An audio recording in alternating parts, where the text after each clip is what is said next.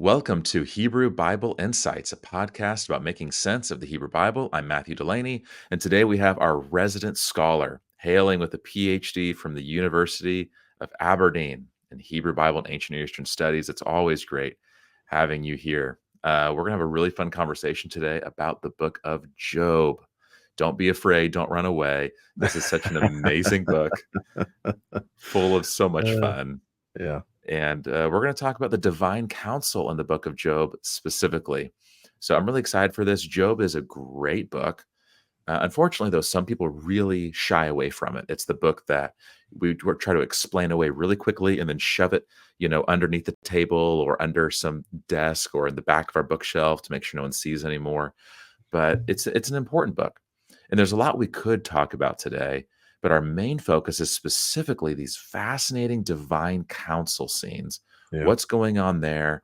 As you know, we've talked quite a bit about the divine council on our podcast. We think it's a very important setting and theme throughout the Hebrew Bible. And Job just so happens to be a book that also talks about this. So, Dr. French, how are you feeling about our podcast episode today? Yes. Looking forward to it. I think it's going to be exciting to dive into this. And there's a lot of themes of course, the righteous or the innocent suffer throughout the ancient Near East and other texts that we have that pick up on this theme. But what makes Job very interesting are these early scenes at the front end of the book, right? These Mhm. divine council scenes, and they sort of change the trajectory of the meaning of the story and where the narrative is heading. So I'm very excited to jump right into this. So. Yeah, me too. Um, as always, I think it's helpful to get a little bit of context. I Mhm. will say I make chapter timestamps in the description below for every episode that we do. So if there's ever a point that you guys want to skip ahead to a different section, you can always do that. But let's start with just an overview. In a nutshell, how would you describe the book of Job? Just, we might have listeners who haven't engaged much with it or would just be benefited by hearing another just overview, like big picture of the story before we dive Yeah. into the Yeah. text at hand. Yep. Well, we have this very righteous man, Job, in the Near East from the land of Uz. Yeah. And he is described as one who fears God and turns away from evil. And the early descriptions of him in the first chapters of Job are that he goes above and beyond what is required in serving and worshiping Yahweh, making sure worshiping the Lord, right? Worshiping God, making sure that even his children are in a place of purification, just in case they have sinned, right? He'll offer great sacrifices for each of them so that purification remains. So the idea being that he is a man of true righteousness in every area of serving God, and that he is also blessed because of it. Yeah. And this is sort of the idea that the book sets up at the very beginning. Then we get this divine court scene in which we'll talk more about this. I'm not going to go into great detail here, but with the divine court scene, some bad things start happening to Job, and Job falls into a time of great trial and great suffering. And the rest of the book tends to be a question of really two questions. Does Job fear God for nothing? That's sort of at the very heart of the whole book. And then a second question is, why is he suffering? And that's kind of the debate that you get throughout the book, with his friends giving him reasons as to maybe why he's suffering and how he can get out of this. Job has to come back to them with arguments as to defending his righteousness and why this shouldn't be happening to him. You get another sense too in Job that Job's not particularly happy with the situation either. That Job is in essence wanting to almost level a lawsuit or take God to court and say that you've sort of mismanaged my life and thereby even maybe mismanaged the universe.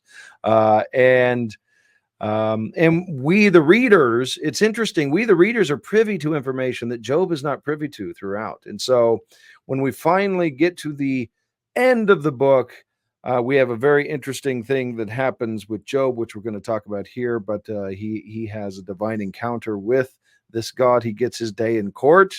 And then Job returns to a state of blessedness, i.e., he returns to that state of material blessedness that he had lost, both in his physical body and just with regard to his life and all that he possessed. Excellent.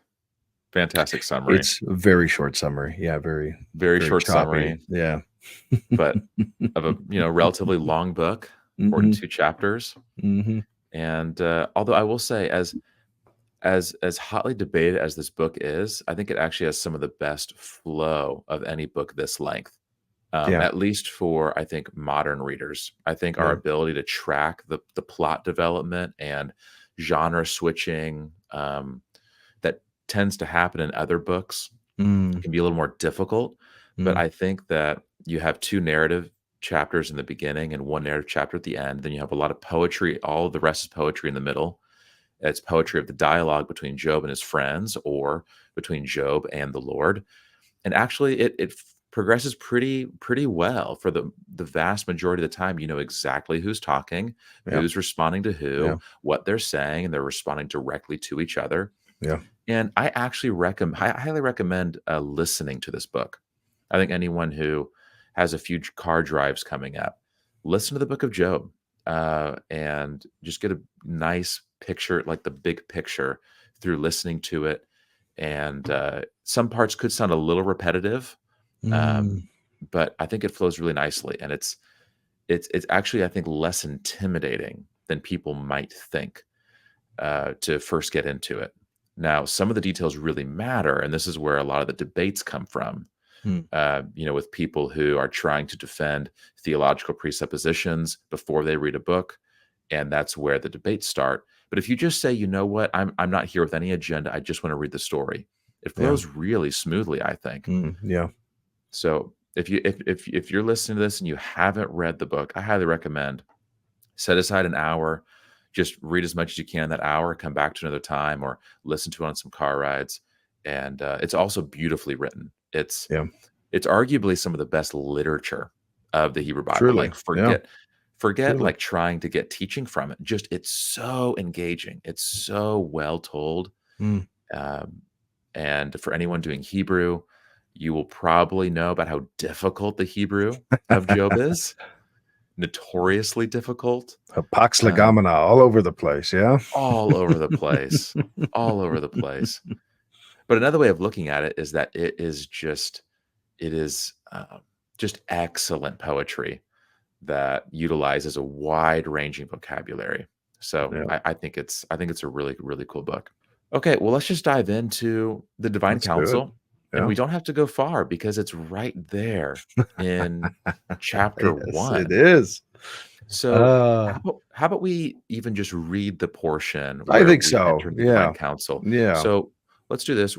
For those of you who are watching this on YouTube, you can follow along with us visually. But those of you on the podcast, you can listen to us as Yeah. we And as we're going to read not all of Job chapter one, but we'll we'll go into, as Dr. French summarized. We summarized yeah. Job as a righteous person who Yeah. is very successful and wealthy, has children. Yeah.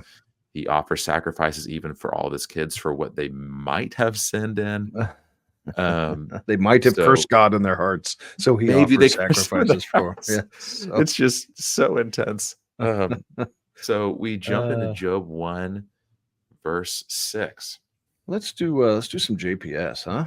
Yeah, that sounds fun. I Yeah. think I've normally done the net when I read from your Yeah. accordion screen. We'll do JPS today. One day, the divine beings presented themselves before the Lord, and the adversary came along with them. Some people listening are already like, "What's going on? What are they doing with that translation?" I know who that really is. Right. Uh, anyway, the Lord said to the adversary, "Where have you been?" The adversary answered the Lord, "I have been roaming all over the earth." The Lord said to the adversary, "Have you noticed my servant Job? There's no one like him on earth, a blameless and upright man who fears God and shuns evil." The adversary answered the Lord, "Does Job not have good reason to fear God? Why is it you have fenced him around, him and his household, and all that he has? You have blessed his efforts so that his possessions spread out in the land. But lay your hand upon all that he has and he will surely blaspheme you to your face." The Lord replied to the adversary, "See, all that he has is in your power. Only do not lay a hand on him." The adversary departed from the presence of the Lord. And then verse 13 begins by saying one day. Again, it's even the same Hebrew. And then we get a depiction of the worst day ever. That's And right, for Job. Job has a lot of terrible things that happen to him. Mhm. But verses 6 through 12 depicts the divine counsel. Yep. You want to give like a brief little, Sure. what is divine counsel in general? Yeah. So the Divine Council across the Near East, a lot of wonderful studies on this. In fact, a study that I really like on this is called "Among the Host of Heaven" by Lowell K. Handy, and he's written extensively on this and given some good theories to it. But in general, and this is very generalized. So across the different cultures of the Near East, this is going to shift and change depending on where you are geographically, right? But on the whole, there are some shared ideas and characteristics across the geography of the Near East and in the text that we have. Names are different, gods are different, to even different levels to the structures of deities within the Near East. But if we were to hone in on the Northwest Semitic world, where we have ancient Israel, we have this idea of a divine council that somewhat mirrors the political systems going on the earth. And what I mean by that is, and what Handy I think really gets at, is that there is this idea that the humans understood the divine realm to have a sort of bureaucratic system, and it dealt with anything from authority to hierarchy to different roles within the council, different divine beings playing different roles within the council, with from an ancient Israelite perspective, for example, Yahweh at the head of the council. In the Northwest Semitic pantheon, the chief god El was thought to be at the head of the council. And then you had, of course, like the 70 sons of El, who were also part of that council as well.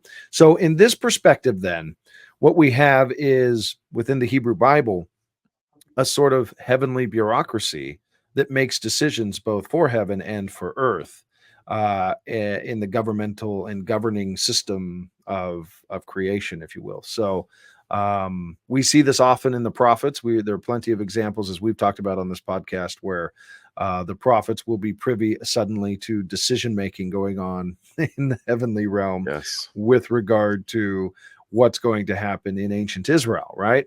Or among the nations generally. In this case, what we find here, and I think that's what's really interesting to start off here in Job, is that we have members of the council that are coming to present themselves. It's interesting too. We also have in Job the reference to the host of heaven that were there rejoicing before creation.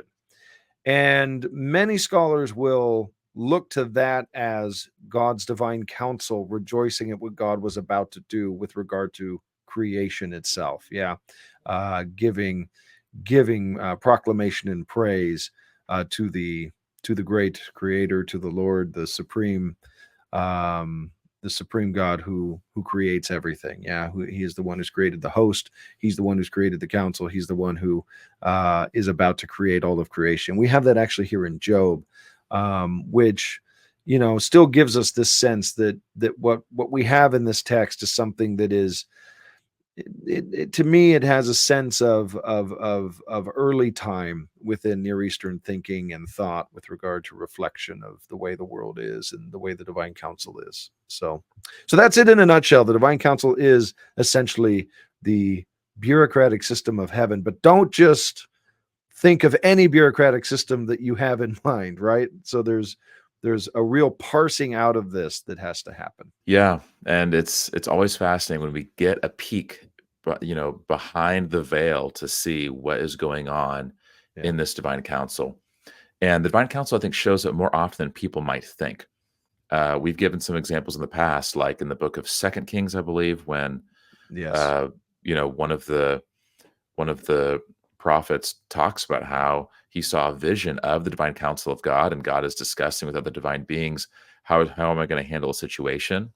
Yeah. And there's a wicked king who never wants to listen to the actual prophet of the Lord, and he Oh, only listens Ahab. to these false prophets. And Mhm. the true prophet of the Lord sees a vision where one of the divine beings says, "Behold, I will be a lying spirit in the mouths of his prophets." Yeah.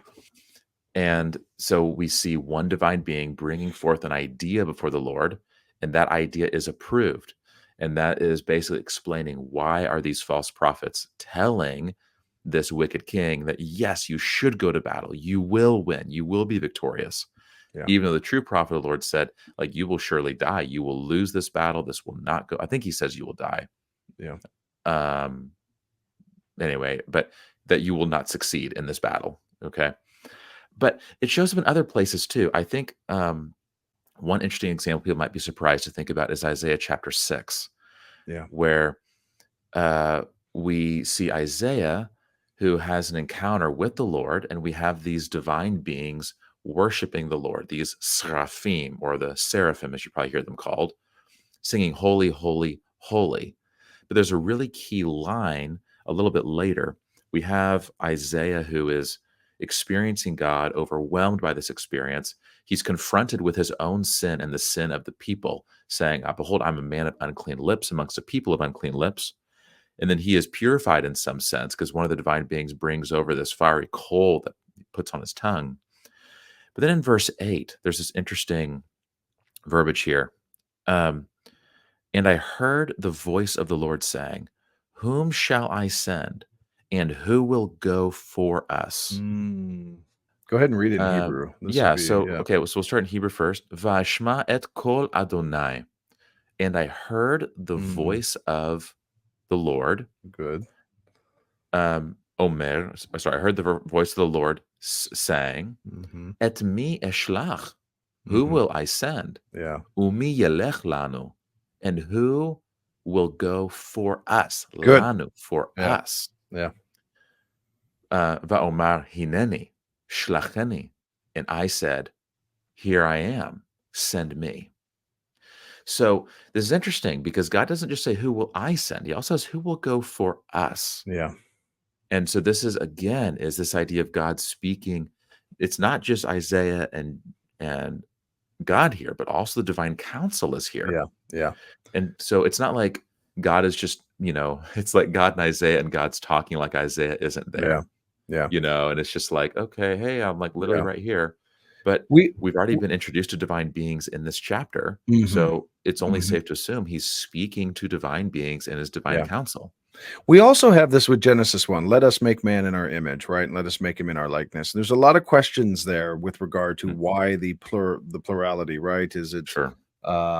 Is it referring to God as Trinity, for example, in a Christian perspective, Hmm. which obviously we're not going to have that debate here, but at this instance in 6:8 of Isaiah, it's obvious that it's not speaking of Trinity because why would he say who will go for whom shall I send or who will go for us? That's Yeah. um there's a clear difference between the singular and then the plural Yep. here. It's not Yep. referring to God at all. So, Correct. And the yeah, divine beings are also very clearly already present that's too. right. So Yeah. narratively, that's Yes. straightforward. Those winged serpents flying around, those seraphim. Yeah. So, So then, guess what? Who also is a part of this divine council in this scene is Isaiah. it's right. And Very this good. is a great example of how prophets uh, they play a part in this in the divine council. And then Isaiah, he says, "Yes, send me, I will go." And he's the one who takes on, this great mission Yeah. for the rest of his life. So essentially, then what you're suggesting is that the prophet is also on the divine council, as we've said many times, right? Yes, Yeah. I think again, I think Isaiah 6 is a great chapter. That it's pretty straightforward. I think Yeah. it's hard to see it another way. Yeah. So, in that sense, then we can suggest that with the divine counsel, that obviously Yahweh has members in the divine realm who are part of his bureaucratic system, right? And Yep. they have certain roles, they have certain offices, they have certain tasks that they are commanded to do, Mhm. to carry out for him. And this is interesting. What's interesting about this on the just for thinking about the unseen realm, give our tagline to the late Professor Dr. Michael Heiser there, yeah, Yeah. is that if we think about the idea of worship and service as being connected with avad throughout Yeah. Exodus, for example, we have it in early Genesis narratives, then we see clearly that to worship the Lord is to really be in service for him. And you see that in the heavenly realm as much as you see it in the earthly realm as well, don't you? True. Yeah, it's all True. over the place. Again, Isaiah 6, I think, is a great example that what happens in this encounter. First, he's overwhelmed by, the way that the presence of the Lord is depicted, but then it's by the sound of divine beings clearly worshiping the Lord. Yeah, yeah, But what flows yeah, from this is the mission of the Lord yeah. that requires action That's on right. behalf of other people. And so Yeah, you have this praise and this action of obedience in service to the Lord that Isaiah takes on. that's So right. yeah, Good. I think it's a great point Yeah, that you bring very up. good. So going back to Job then, I think that, okay, we have this idea that there are specific divine beings. Sometimes they're called by unique category terms. Yeah. I think a lot of people are familiar with terms like angels and demons, with New Testament, like that's probably the most popular vernacular. But the Hebrew Bible gives a variety of terms to different divine beings, whether you have the kruvim or the cherubim, as you'll hear in English. In some sections, you also have seraphim or the seraphim in Isaiah 6. In Second Kings, we have a specific divine being speaking up about his idea. Mhm. And in Job 1, we also have a divine being who's actually even um, called and given a title.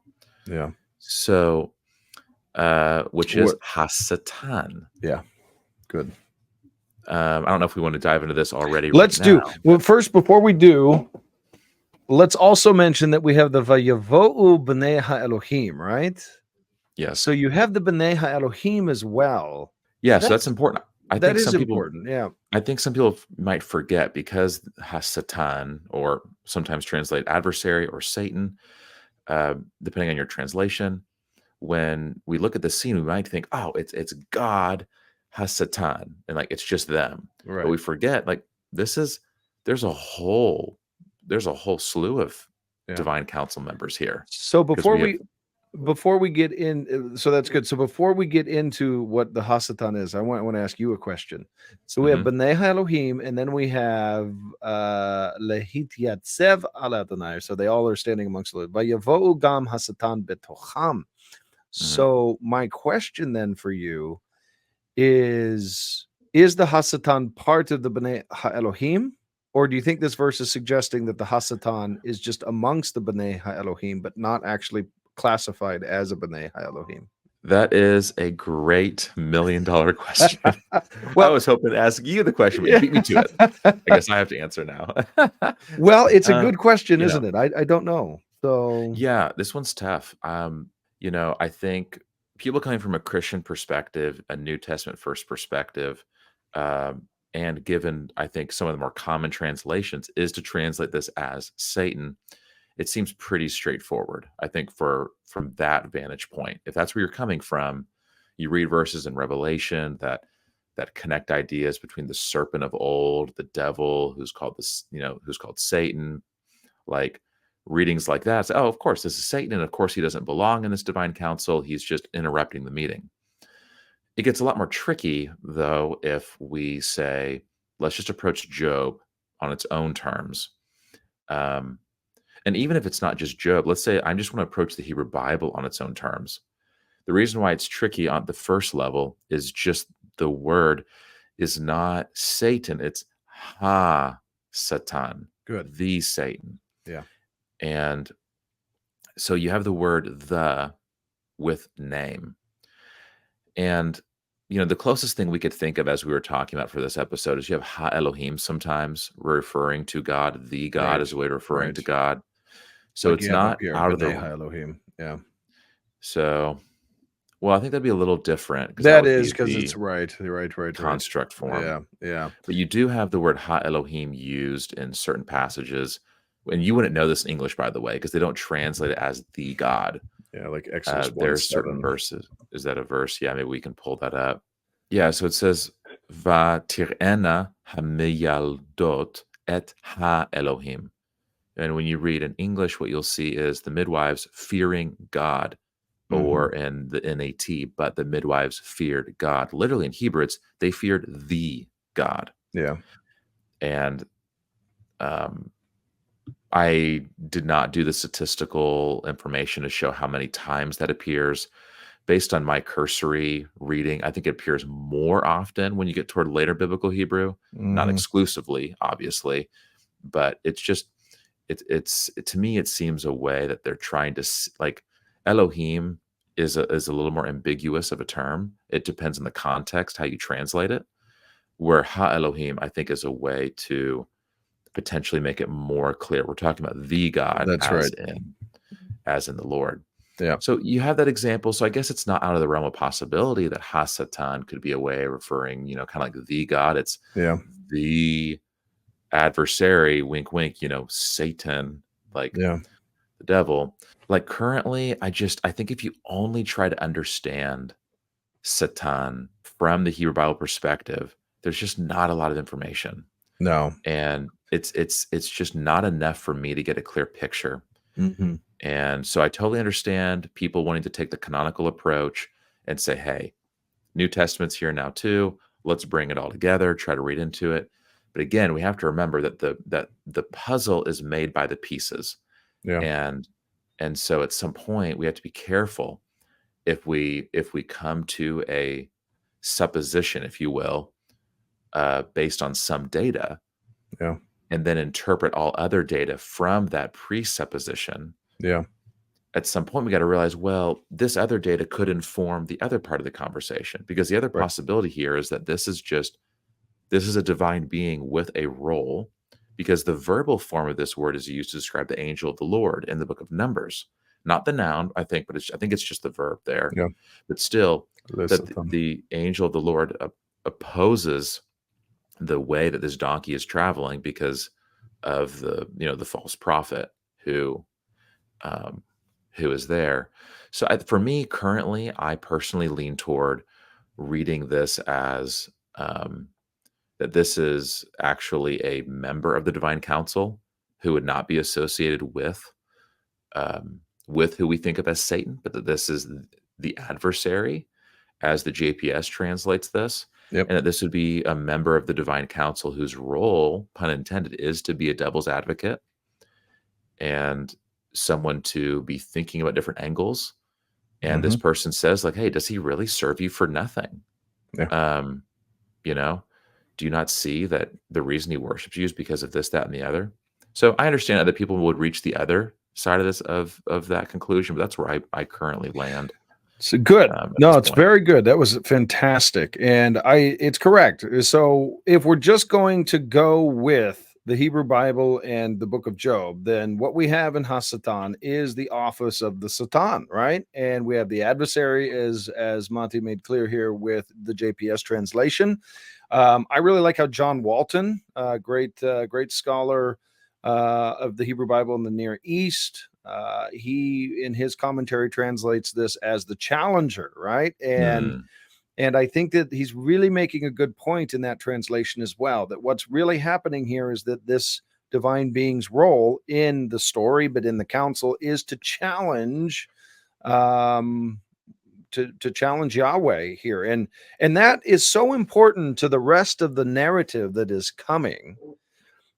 Because if you don't get this right, you're going to misunderstand the remainder of what's happening in Job.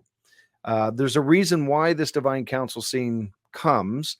Um, and right off the bat, we have to make clear that we, the readers, are privy to this knowledge of what's happening in the divine council. So we have been made aware of it. But Job has no idea, right? He has no clue about what's about to happen here in the divine council realm. He is blind to it. He's ignorant to it. He has not been allowed to have the knowledge of it. And so again, an office, Hasatan, he comes amongst the B'nai Elohim and the B'nai Ha Elohim. And what I was really trying to parse here, and I think it's a great question. I don't know if it really is, but I think it's a nice question. The B'nai Ha Elohim to me are a different class than the Seraphim, the Seraphim and the Cherubim, and other divine beings. I think the B'nai Elohim are their own class. And so my question is this Hasatan figure thought to be amongst the B'nai Elohim? Is he a B'nai Elohim, B'nai Ha-Elohim in class? Or is he another office and figure altogether, the Hasatan? And if we think about Job in particular, it might just be that the Hasatan is in fact its own classification different than the B'nai Ha-Elohim, but it could be that the Hasatan is actually part of the B'nai Ha-Elohim, like in being in class, if you will. So Yeah, that is an interesting thought, not just clumping all divine beings right. into one category, because the Hebrew Bible itself uses different terms, Yeah. and that's for a reason. Yeah, So, those living creatures are not like the cheruvim, right? Or the B'nai Elohim. So yeah, so that would be an interesting thought. You have me thinking now, because I think I've typically thought of B'nai Elohim as the broadest overarching term. mhm. That within that you have, Kruvim, Sure. Seraphim, Malachim. But that'd Could be be the interesting case. because Yeah. it could be, but it's an interesting thought. Like, what Yeah. if, what if they are different? I have started thinking Um, differently, and I wonder if they are different. So it'd probably be good to have yeah, some study on that and think about it more. But in any case, the Hasatan is an office, and if you want to read back into it, the head honcho himself, the devil of the New Testament, the Satan of Chronicles and of the Second Temple period, then that's fine. I mean, it can be done, right? On a level of interpretation, but it's verse 7 that really matters for this story moving forward, doesn't it? yeah. Yeah, that's true. Yeah, I think it actually is important to say that the identity of Hasatan matters. Yeah. But with that said, um, what regardless of who he is, what he says is critical. Yeah. And just just because someone determines the identity of this figure does not mean that the work is done. It's only beginning, That because is correct. Yep. what he says is really what starts launching the themes moving forward. And interestingly, Hasatan doesn't show up again after the first two chapters. And so, not trying to underplay the role of Hasatan, clearly, like the beginning is very, very important. But, again, if someone's like, okay, I figured out who he is, all right, I'm done with this book. It's like, okay, Yeah. like, hey, take it easy. We gotta read more. And to all of our listeners, we have our Hebrew Bible book club, which you can join us on Patreon, where you can come and actually join Mati and I in a live reading of the text of the Hebrew Bible, where it's not scripted, where we haven't really planned anything out. We just read, we talk, and we discuss. You can ask questions and join us live on Patreon. Let's read verse 7 then. Yeah. So JPS, the Lord said to the adversary, "Where have you been?" The adversary answered the Lord, "I have been roaming all over the earth." Good. Yeah, that's a fun way to translate mishut ba'aretz umehit halech ba.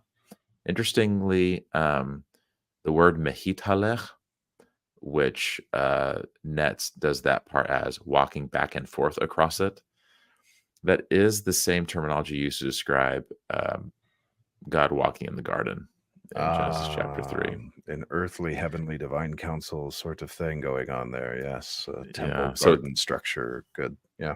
So it's not only used to describe divine beings walking around, but No, it's far more rare than the kal stem halach, and it's used in some different contexts. But that's just a point maybe worth that's very good.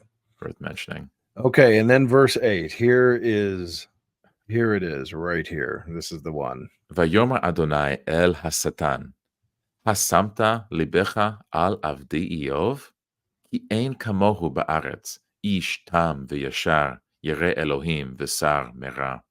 Very good. The Lord said to the adversary, "Have you noticed my servant Job?" There's no one like him on earth, a blameless and upright man who fears God and shuns evil. So, I mean, here you have it. God's declaration of what he thinks about Job. He's It's innocent. pretty, he is innocent. There's nobody like him, right?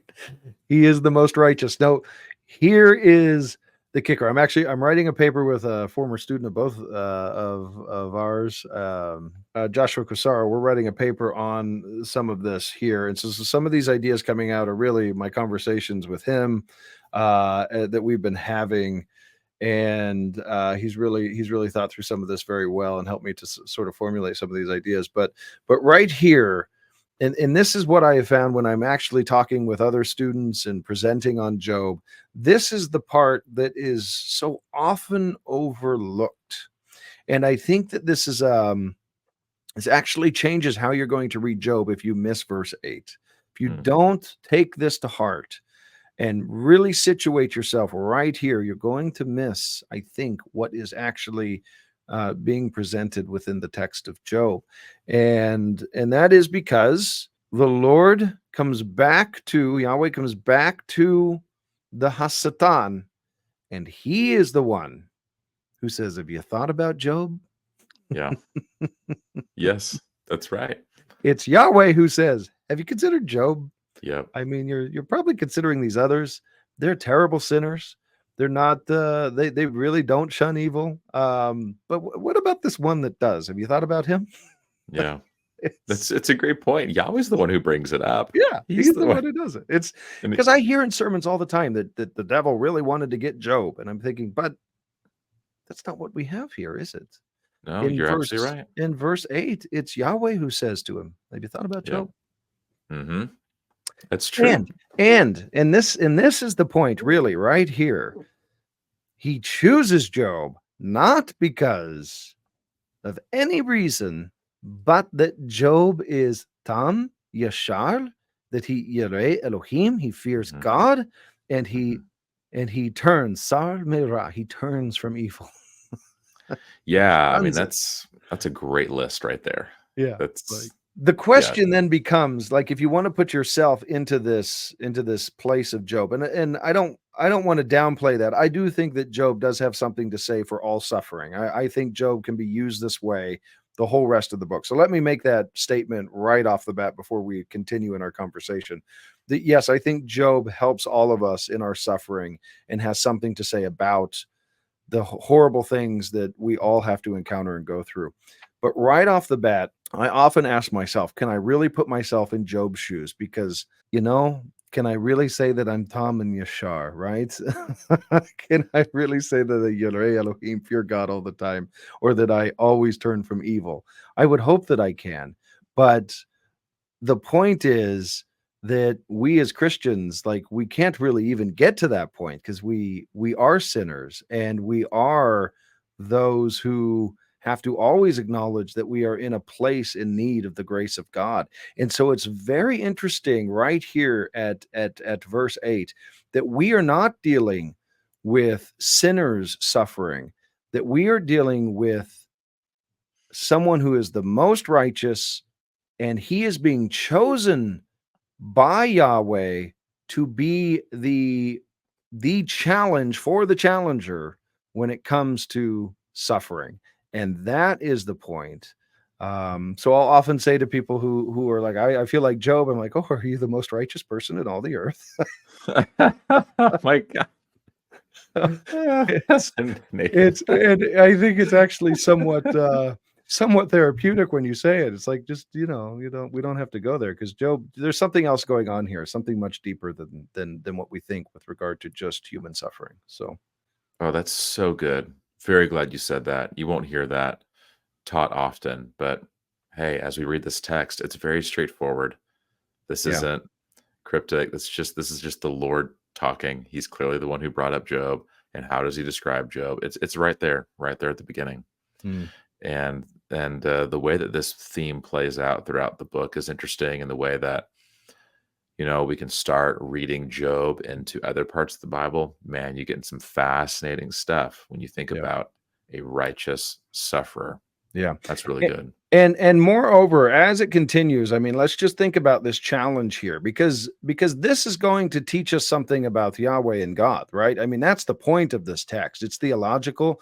It wants to teach us wisdom about the divine counsel, but about God Himself, about the Lord, and the horrible things that are about to happen to Job, but not just to Job, but his family. I mean, the horrible things that are about to fall. It is the Lord who challenged this Hasatan to it in the first place, and we need to, before we move forward, come to that point now. As you and I have talked already, and as we want to make point with as we want to make clear with the divine counsel piece, Job doesn't know, does he, Mati? No, he doesn't know. He He has does, no idea. and he never finds out. No, Like, he doesn't. which is That's just it's a good point that you brought up. The Hasatan is never he never appears again, does he? yeah, correct. Yeah, he's just not there. And Job never learns about this wager. He never learns about it. He doesn't learn that this challenger came and Yahweh said, well, I'll take you up on the challenge. How about Job? He'll do it. Yep. But never tells him, never makes it privy to him, right? Yep. So Just such a powerfully written book. My gosh, it this is really just is. Yeah, it so really good. is. The ancients, they really knew what they were doing. So I think the next line is actually pretty important. I think we should at least hit verse 9. sure, let's do it.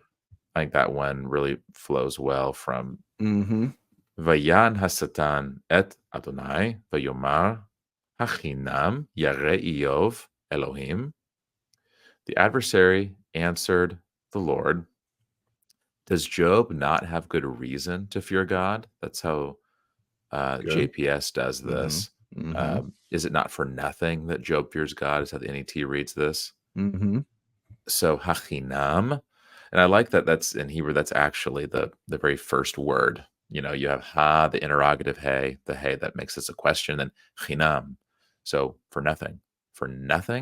Mm-hmm. Yare Iyov Elohim, for nothing does Job fear God.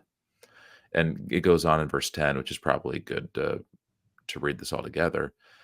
Um, Halo ata sachta va'ado uva'ad beito uva'ad kol asher lo misaviv ma'aseh yadav berachta umiknehu paratz ba'aretz. Said, why? It is you who have fenced him around, him and his household and all that he has. You have blessed his efforts so that his possessions spread out in the land. Mm. He's like, is it not you who have fenced? And I like how you hear this, you Yeah. know, ba'ado, Uh-huh. uve'ad, like, and you have these Mm-hmm. different things that he's hedging around him for. Mm-hmm. You can hear the challenger Mm-hmm. just Mm-hmm. really emphasizing you've locked him in, man. Like he is just untouchable. He is in the good place. Mm. Like surely, like you think that he blesses you for nothing? And then he brings forward a suggestion Yes, he in verse does. 11. Go for it. Ve'ulam shlachna yadcha vega bechol asher lo im lo al panecha yivarachecha. And they translate this as, but lay your hand upon all that he has, and he will surely blaspheme you to your face. Mm. Technically, And the Hebrew word I know it's great. is is the word bless. I think this is I'm trying to remember the technical term. I think this is one of the 18 tikkunei sofrim, Yeah. one of the 18 emendations of the scribes, where they in the Masoretic tradition, that there is not just Masoretic, actually, these are mentioned even in the Mechilta and Sifra, which are early second or third century rabbinic texts. Mm-hmm. Also mentioned the Talmud, Tanchuma, some others, but basically there are 18 different words or phrases that they say that at one point very early on, the scribes um, substituted a different word so that something heinous would not be written to potentially be understood. Yeah. And so, for example, for this to the word for curse, the way they put that is that the word curse is what was originally there, but they put the word bless because they just you can guess what the exact reason is, but the idea is that they just that would be such a terrible thing to have that language in the Bible, and so they just put a note, and then you're supposed to understand that no, no, no, it's a very different understanding here. Instead of bless, this actually means curse. Mm, So anyway, that's a very nerdy good. manuscript comment there. But in case people are wondering, whenever you see this, this has been noted for a long time, and Jewish tradition gives a reason for it. You could hypothesize a different one. I Yeah. mean, you could say that Hasatan is being extremely sarcastic, right? Yeah. Which is possible. I mean, this is dialogue at this point. It gets a little more tricky because I think one of these other emendations is also in Job, and it's the narrator speaking, Mm, if I remember right. So um, that one might be a little more tricky, but here I'm gonna have to double check. I think one of them is when Job's wife speaks, though, too. mm, But at least here you have Hasatan speaking, so it could just be sarcasm, yeah. right? This could just be, he'll no doubt bless you, wink, wink, but Mm, really meaning that he'll yeah. curse you. Excellent. Yep, that's great. So if we move then towards verse 12, what we find is that the Lord's reply is, see, all that he has is in your power, only do not lay a hand on him. And the adversary departed from the presence of the Lord. So the challenge has been made. Does Job fear God for nothing? The challenger says, I think he's going to fail this challenge, this Job. The Lord says, go ahead, go do it. Just don't touch him. And then we'll find that Job stays in his righteousness, and we'll find then that the challenge will get even greater in chapter 2, and suddenly Job will be in play as well, right, as far as actually touching him. And this is the book, and from there on we move into the poetry sections, and we move into this great discussion about this innocent righteous sufferer, who is not privy to the divine counsel scene that we have been made privy to. But what we want to do is we don't want to really dive deep into that part of the text. What we want to do is jump to the end. We want to get to the resolution where Job finally gets his day in court, the day where he gets an answer for what has happened from Yahweh, from the head of the divine council, the creator himself. He gets that moment. And this is what's really interesting about the book, is that we, the readers, were made privy to what was happening in the heavenly governance of the universe, but Job was not. And we find here that as we get to Job 38, is that Job himself is still not going to be made privy to that original scene, but he gets something else, and that is what is so interesting about this book. Yeah, it's so fascinating. He actually gets his day in court, and the Lord replies to Job from a great storm.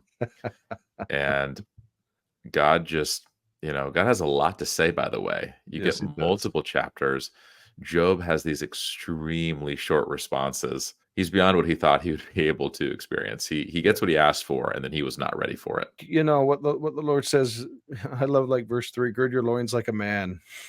Yeah. Oh, I know. Stand Isn't that before me, great? essentially, right? Yeah. And essentially it comes down to verse 4, right? Where were you when I laid the earth's foundations, right?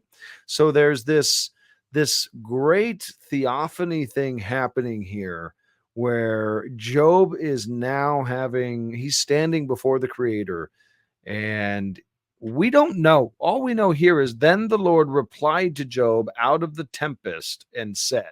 So we know Job is seeing the Se'erah, right? He's seeing this tempest, this great storm that is happening, and he is hearing the voice. So for any ancient Israelite, what does this sound like to you, Mati? Thunder. Yes, right. It sounds like thunder. It sounds like Sinai, right? It sounds Yes. like Sinai. And at that moment, when the Israelites are before Sinai, they're terrified. They're already trembling. And then they hear the Decalogue, they hear the 10 words. They're even more terrified, right, at this point. And they tell Moses to go up the mountain. But the point is that it's a real theophanic moment. It is theophany. Job is having a real vision of Yahweh at this moment, and he is hearing him speaking to him. And that takes us to Job 42, 5 through 6. This is what we really want to stress with what we think is really happening here in Job. And this is something that, again, I'm writing a paper on with Josh on this, and we have something really, I think, important here, because remember, Job's gone through all of this, not made privy to the divine council scene, and all of a sudden, we have here in verse 5 something that Job says that is really instructive for us, the readers, with regard to the character of Job, but I think for ourselves as well, where Job says, well, how about you read the Hebrew, and Sure. we'll translate here. So Just 5 or 5 and 6? we'll just do 5 for now, and Okay. then we'll do 6. Yeah, לשמע אוזן שמעתיך, ואתה עיני רעתך. excellent. So, JPS, I had heard you with my ears, but now I see you with my eyes. So good. such a great line. I know. Such a great line. Yeah, this idea that, the level of experience that he has with God has gone to such a deeper level than what it was before. That's right.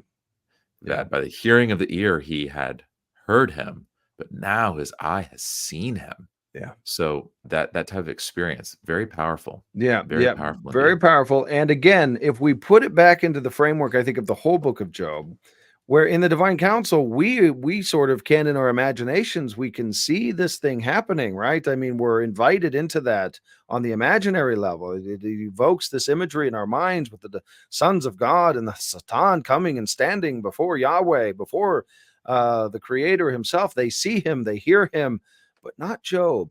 And Job had only heard, right, with my ears, but now I see you. He has a true visionary experience. He is essentially now like a prophet, isn't he? Full on prophetic experience that Job is having after his suffering, having this great visionary moment with the Lord. And he then says in verse 6, let's read verse 6. על כן אמאס וניחמתי, על עפר ואפר. Yeah. JPS does it as, therefore I recant and relent, being but dust and ashes. Interesting translation choices there. Yeah, that's But, right. How does but the NET do it? NET does, therefore I despise myself, and I repent in dust and ashes. It'd be fun to do a little bit more digging on, like, what are kind of the option ranges we could give for both of those verbs. But I think one of the key things is the verse starts with al-ken, which is therefore. So this deeper experience of God is connected to what he's about to do. And as you mentioned, we have al afar efer, on the dust and ashes. He does these two verbal, whatever these things are. And so the really tricky verb is the second one, because technically it can also be used in context of comfort, ironically, but it can also be about repenting or relenting or changing. So it can be a little difficult here, but because of the context of dust and ashes, something like repenting, and us, he's despising something. Yeah. So anyway, and repenting and something to that effect. He is now satisfied, isn't he? He got his day in court, and now that he has seen him, all is right, that he must repent at this point. We have a similar thing with the prophetic, with the prophet, right? So we have in Isaiah, what does Isaiah do when he's in the divine council, Mati? Right, like he is confronted with his own wickedness as the tongue, right? I'm a man of unclean lips amongst a people of unclean lips. That's right. Yeah. It's a similar thing that happens with Isaiah. And so I think it's really interesting with Job. And as the story continues and as it ends here, we find that what happens is the Lord rebukes the friends of Job because their explanations were incorrect. And he says, though, that Job will intercede for them. And that that term for intercession is what's really interesting. Obviously, Job was already doing this for his own children, for example, right? Mhm. Um, but the fact that the text tells us that now he's in a place of intercession at the end of the book, I think should evoke within us this, or make the, we should make the connections back to, for example, Abraham, who in Genesis 20 is said to be a prophet, and he will pray for Pharaoh because the judgment of God is on Pharaoh for what Pharaoh's done in taking Abraham's wife, not knowing it was Abraham's wife, but still, it is that act of intercession with the prophet on the divine council that is interesting here now that Job is doing it. So, in any case, what does all this? What does all this? What does all this say? Well, we know that Job receives back everything that he receives, right? Uh, at the end of the book, he receives back all the possessions. God blesses him even more. He has all those. He has more children, right? His poor wife has to give birth to all those children again, but nevertheless, he has all those children, right? So he is in a blessed state again. And I think ultimately, though, what we have is something that is important, I think, for Christians to think about here, because we have someone who is very righteous, the most righteous and innocent in the earth, chosen for a task of great suffering.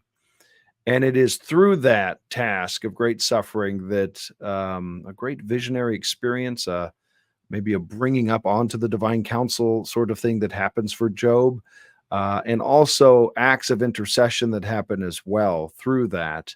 That should really make us think about another great innocent sufferer chosen for the task of suffering because of his righteousness, and we know that that is Jesus, right? Like he is chosen to suffer because he is so righteous, and it sort of changes things, doesn't it? I like to think of the apostles as well, who will say things like, "We have been counted worthy to suffer for the name of Christ and for the sake of the gospel and the kingdom." They rejoice at the fact that they're counted worthy to suffer. So it's a different way of understanding the I want to say it, the vocation of the task of having to enter into suffering because of righteousness, than what we normally think with regard to the retribution principle, that you are suffering because you are evil and you are a sinner, right? With reward and punishment. Well, I think you just wrecked everyone's world with a huge mic drop for the last 3 minutes. Um, so many fascinating thoughts. Like you said, a totally different play on the divine, principle, or the hermeneutical principle, divine Yeah. retribution. This idea that maybe here it's a story where he's not suffering because he has been wicked, but because he is righteous, and there's Mm. some sort of purpose in that. Yeah. So, so much fascinating stuff to think about with Job, and this idea that he become a part of the divine council and becomes like a prophet, and he intercedes for other people, and so much interesting here. This has Yeah. been fantastic. I've really enjoyed this conversation. We'll have to return to Job again. There's a lot of fun stuff in this entire book. Thank you for sharing again your expertise with us with Mhm. so much of your Bible, ancient Near East. Do you have any closing thoughts for us today? I no, I think ultimately, as Monty said at the beginning of this podcast, enter into Job. Listen to it. Let the book enter into the character of Job, enter into the story of Job, and really let the building happen until you get to the end, where you get to have the visionary experience that you get to have with Job, to the point that when we can say that we've seen God, all is right, all is made well, because that's really what matters. And just like the Israelites at Sinai, it's the fear that happens there, right? It's the fear, that the pulling back that seems to create within all of us um what's going to happen in the future, right? It's Moses has a different response. His is to go up on the mountain and to be with him. And I think that that invitation is there for all of us, even in the midst of our suffering. And our suffering may not be the result of the fact that we're in the midst of a challenge between the challenger and Yahweh. But nevertheless, in the midst of your suffering, know that this book can bring you to that place of a visionary encounter, right? That place of real encounter with God, where we step back and we say that He really is all that we need to fear. We don't need to even fear suffering itself. We need to fear Him, because in fearing Him we find the joy, the love, and the life that we all so desperately want and we so desperately need in our world. That's so good. So good. Let's end on that note. Very good. Thank you, everyone, for joining us for another episode of the Your Bible Insights podcast. And we look forward to seeing you in the next one.